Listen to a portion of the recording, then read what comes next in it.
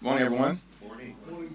It's an honor and a privilege to be joined by Leader Chuck Schumer, who's doing a tremendous job fighting on behalf of the American people. House Democrats, Senate Democrats joined together to drive down the high cost of living, to fix our broken healthcare system, and to deliver an America where working class folks, middle class folks, and everyday Americans cannot simply survive, but will be able to thrive economically. Let me congratulate Leader Steny Hoyer on his announcement. Leader Hoyer is a tremendous public servant, iconic, transformational, and legendary leader. And the House Democratic Caucus will miss him, but the House Democratic Caucus is thankful for his service, for his friendship, for his mentorship, and certainly all that Leader Hoyer has done over decades of service here in the People's House to make life better for the American people. Later on today, House Democrats, joined by some of our Republican colleagues in a bipartisan coalition, will advance legislation to extend the Affordable Care Act tax credits to prevent millions of everyday Americans from experiencing dramatically increased premiums, co-pays, and deductibles that would prevent them from being able to go see a doctor when they need one. The cost of living in America is far too high. And from the very beginning of this Congress, House Democrats have said that we will work with our colleagues on the other side of the aisle in order to find bipartisan common ground if our Republican colleagues are willing to focus on making life better for everyday Americans, which means addressing the affordability crisis in this country. The affordability crisis is not a hoax, it is very real. Despite what Donald Trump has had to say. Housing costs are too high, grocery costs are too high, utility bills are too high, child care costs are too high, and health care costs are out of control. House Democrats, joined by Leader Schumer and Senate Democrats, have maintained from the very beginning that we were in this affordability fight until we win this affordability fight. And today, we have an opportunity to take a meaningful step forward to lower the high cost of living for everyday Americans, particularly as it relates to health care. But it's a battle that we will continue to wage on behalf of the American people. It's now my honor to yield to the highly distinguished leader of the Senate Democrats, Chuck Schumer. Thank you, Leader Jeffries, and thank you and House Democrats for their great work and what's happening on the floor today. I, too, want to just salute Steny Hoyer for an amazing, productive career. He will be missed. Democrats are going to make health care and other high costs, the high cost of living, the #1 issue for all of 2026. The average American family, there are millions of them discussing this right now. How are we going to pay the bills? Do I have to put aside my retirement to pay for my higher health care costs? What am I going to do with the higher bills that I'm facing? And everyday Americans are saying to their elected officials, do something about it. Unfortunately, our Republican friends have stood in the way of doing something about it, whether it's electric costs, health care costs, housing costs, tariffs, you name it. Yesterday, we Democrats in the Senate had a great forum to talk about housing costs. And then weeks ahead, we'll be talking about the cost of groceries and the cost of electricity, the cost of goods that tariffs have increased, the cost of child care. And we will be relentless on focusing on this issue. Relentless. This is what the American people are demanding of us. And here the Republicans are in their bubble.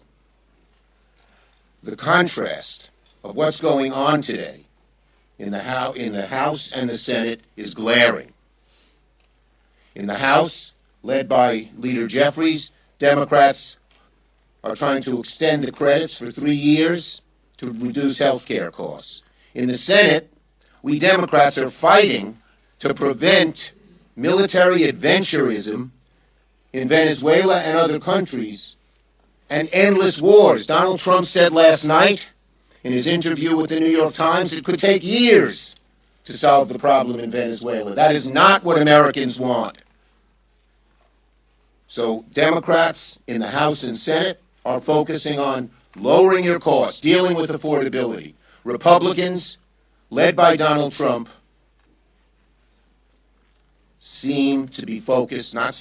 are focused on spending our treasure and, God forbid, lives in military adventurism overseas.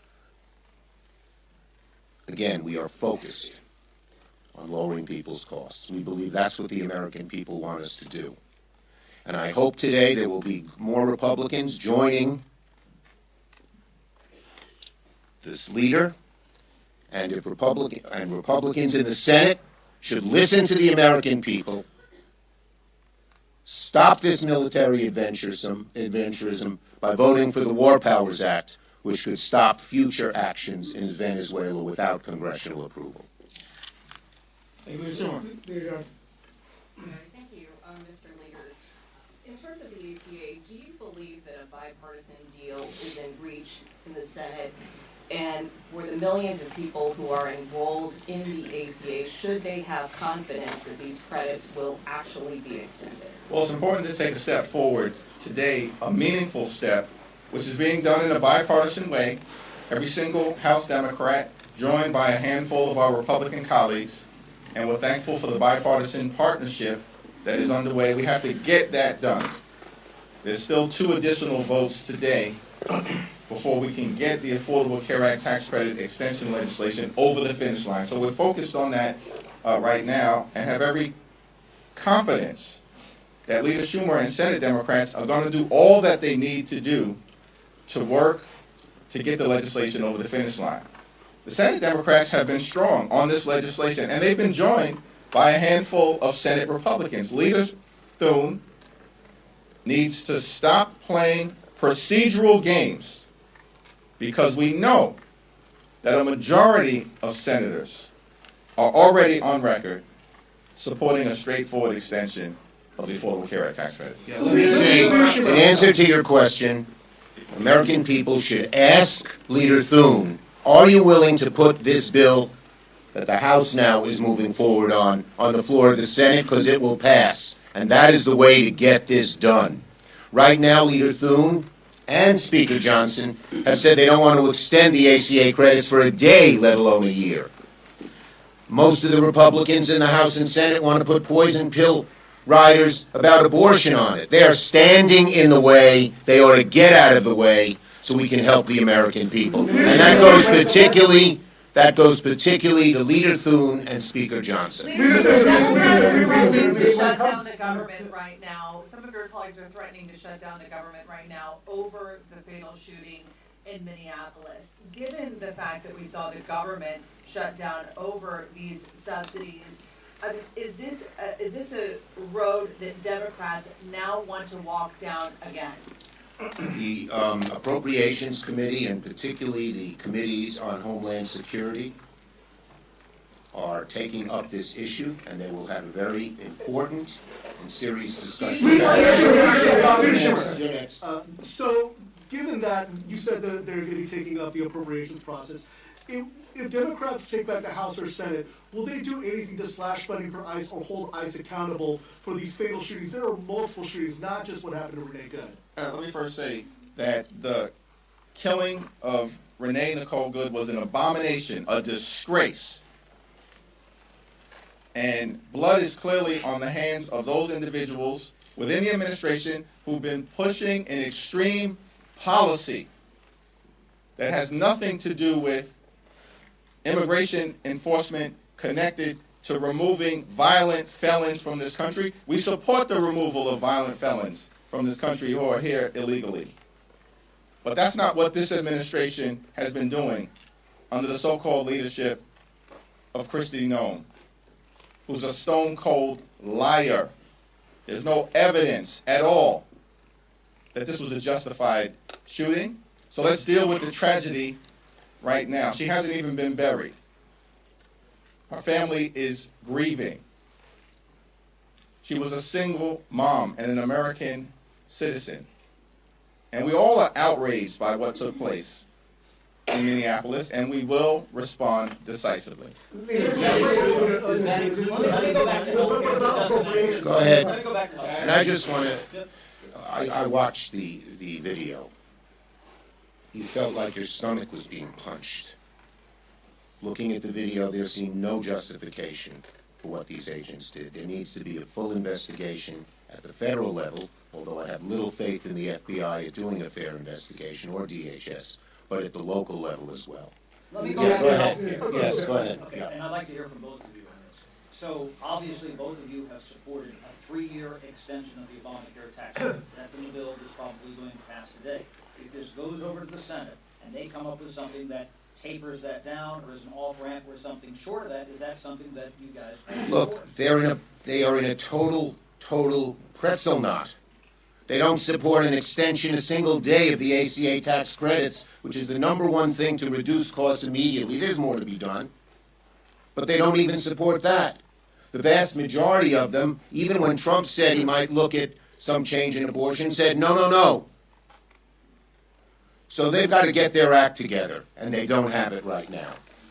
Leadership is exactly right. The Republicans need to get their act together in terms of their leadership. These are people who are supporting military adventurism, billions of dollars being spent in South America and in other parts of the world. Yet Republican leaders in the House and the Senate are not willing to spend a dime to keep health care affordable for the American people. Donald Trump promised to lower costs on day one of his presidency. Costs aren't going down, they've gone up. And so it's an all-hands-on-deck effort that Democrats are committed to make sure we lower the high cost of living. And our objective right Let now, them come up with an idea and a plan. They don't have it. our objective right now is to pass the bill in the House, and then we'll send it over to the Senate, and we'll see what Republicans are willing to do to keep their word that they promised to lower the high cost of living in America. Okay, last Last question. question. I got to go over it. We have at 11 o'clock, we have the work hours at. Speaking of that, what is your expectation regarding the vote? And if it does not get a simple majority, what is your expectation or plan for oversight of military action? Well, first, we were 2 votes short last time, and there are Republicans. Republicans should step up to the plate. Many of them privately in their conversations know how disastrous this is. Made even worse last night when Trump admitted this will take years. He doesn't even know how long. This kind of military adventurism, this kind of spending treasure and possibly lives in an endless war. American people don't want that, and Republicans should be held accountable. We hope a few of them, the bottom line is we demand that they vote with us, and the American people are watching. And what's the plan going forward?